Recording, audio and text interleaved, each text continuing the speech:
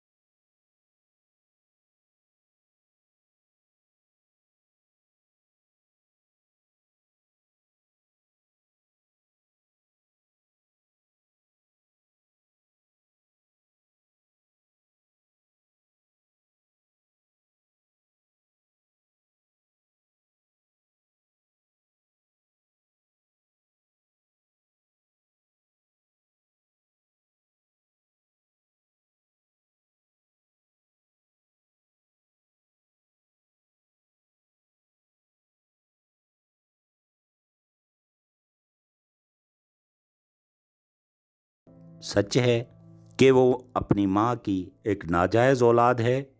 اس کی ماں نے کہا یہ سچ ہے کہ تم میری ایک ناجائز اولاد ہو۔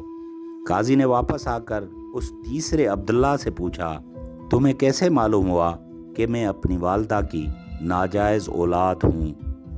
اس نے جواب دیا کہ اگر تم حلالی ہوتے تو مہمان خانے میں ہمارے اوپر نگران مقرر نہیں کرتے، نہ ہی کتے کا گوشت پکوا کر ہمیں کھلاتے اور کچی روٹیاں کسی مظلوم عورت سے بنوا کر ہمیں کھلاتے۔ قاضی نے اس سے مخاطب ہوتے کہا تم وہ عبداللہ ہو جسے اب تمہیں اپنے باپ کے مال میں سے حصہ نہیں ملے گا۔ تیسرے نے حیرت کے ساتھ قاضی کو دیکھا اور پوچھا مگر ایسا کیوں؟ قاضی نے کہا ولد الحرام ہی دوسرے ولد الحرام کو پہچان سکتا ہے، اور تم بھی میری طرح ایک ناجائز اولاد ہو۔